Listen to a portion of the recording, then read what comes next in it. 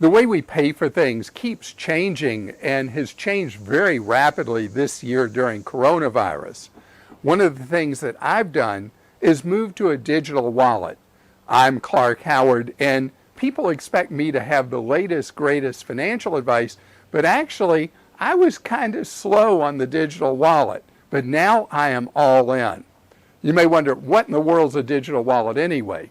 It means more than one thing, but mostly it means paying for things with your phone or your watch, both available for Androids and iPhones.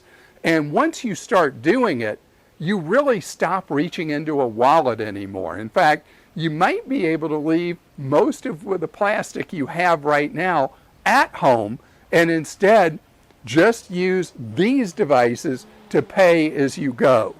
I switched to a digital wallet because I've been very careful since early March, worried about getting coronavirus. I have the privilege of being able to work from my home. I can do curbside pickup. If I go through a drive-through, I can pay with this instead of handing over plastic and getting the cooties that I would get potentially from someone who's handing me my card back. And the digital wallet works a few different ways. I have a ton of apps on here for different stores, different restaurants, and they tend to have their own digital platform that you pay for with using your phone or your watch. Or you can use, in my case, Android Pay, which is very easy to use. I have my credit cards registered on it. And one of the great things about using a digital wallet is it's more secure typically than using a traditional credit card. Why? Because they issue what I call a junk number to you, a disposable number that's not your regular credit card number. So even if a criminal somehow intercepted your payment, they got nothing. They can't use that information to steal as if they're you. And although no system is foolproof, a digital wallet, the way it is established from the ground up, tends to be more secure than the traditional payment platform. Imagine this. The system that credit cards are processed by started in the 1960s. So there's no way that the vulnerabilities can't be completely baked out of that system. But you think about smartphones, they're so relatively recent, and security was already an issue when the first smartphones came along, that paying with your phone or paying with your watch is more secure. I can tell you it's not just words, it's actions too, including how your payment information, your form of payment, is transmitted across a digital wallet to who you're paying is a more secure platform than traditionally paying with your card, certainly online or in person where your card is being read by a credit card reader. So they're really easy to use. It's a great way to pay for things. And, you know, people use various forms of payment that come under the classification of a digital wallet, in addition to a store app or using Android Pay, Samsung Pay, Apple Pay, whatever.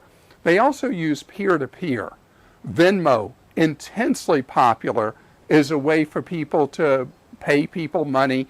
You don't pay strangers with Venmo or the Cash App. You pay people you know, typically friends or family member, but it's an electronic way that you can move money one person to another. So it's really convenient. It's really safe to use digital payment forms, the digital wallet, if you will. And I recommend that this is a way for you to pay more securely and thin out that wallet. I've also found that the digital wallet is really helpful to me because I'm one of those people who travels all the time. At least I did till March, and I will again.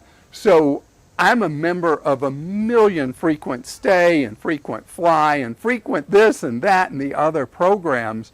And now all those card numbers are stored in my phone.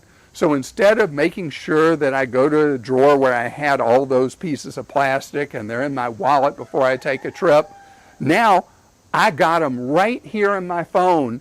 They're stored even if I got a new phone. They're already stored, so I don't have to worry about them anymore. It's true also for other things. You have loyalty programs with restaurants or retailers or my AAA membership right here on my phone. Do you use a digital wallet? Have you had good experiences, bad ones? I want to know. I want you to comment. And then if you enjoyed this video and the information we've given you to empower you, then watch more of our YouTube videos. And for more ways for you to make every dollar count, to stretch every one of them, check out what we've got for you at Clark.com.